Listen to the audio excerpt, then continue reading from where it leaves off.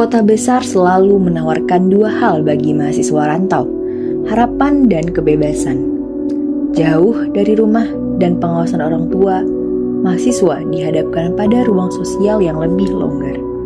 Namun, dalam perspektif sosiologi hukum, kebebasan ini berhadapan langsung dengan norma sosial dan norma agama yang hidup di masyarakat. Di ruang inilah muncul praktik yang kerap diperdebatkan, yaitu living together. Sebuah praktik di mana pasangan tinggal bersama tanpa ikatan pernikahan. Praktik ini menimbulkan pertanyaan mendasar, apakah praktik ini hanya persoalan pilihan pribadi atau telah masuk dalam kategori perilaku menyimpang karena bertentangan dengan nilai dan norma yang berlaku. Di kalangan mahasiswa, living together tidak lagi dipandang sebagai pelanggaran yang tegas. Sebagian menganggapnya wajar, sebagian lain memilih bersikap netral. Fenomena ini menunjukkan adanya relativisme norma, di mana ukuran benar dan salah tidak lagi ditentukan oleh norma kolektif, melainkan oleh kesepakatan sosial dalam kelompok tertentu. Kalau sejak kuliahnya aku merasa kayak udah cukup awam dan sering melihat dan mendengar mengenai living together gitu. Living together itu kan ibaratnya 50-50 ya, kayak split bill gitu. Nah itu bisa meringankan perekonomian mereka. Nah awal-awalnya sih pas aku lihat kayak wah apaan sih tuh cewek sama cowok masuk ke kamar gitu.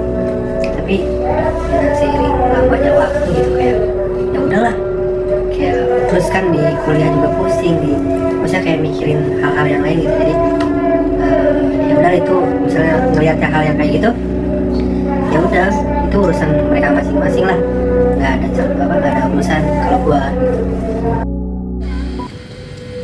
Jujur untuk pertama kali tuh alasannya pengen ngerasain yang namanya disayang gitu ya, karena kan di rumah juga kebetulan sepi, jadi pengen banget ngerasa disayang, terus pengen ada sosok ibu gitu yang bisa istilahnya ngegantiin sosok ibu gitu sih. Agak sedikit takut sama tetangga kosnya waktu itu, karena takut dipandang yang enggak kayak gitu. Tapi selama berhari atau berminggu-minggu, ya udah kalau misalkan di kosan itu dulu gua gitu. Kalau aku sih pengalaman tinggal bareng itu nggak cuma soal perasaan juga yang tadi aku bilang, tapi juga ada masalah di tanggung jawab, terus komunikasinya gimana sama pasangan kita, terus jadi ngebayangin dan punya hidup yang realistis, terus punya gambaran gimana kita nanti nikah dan berkeluarga sih.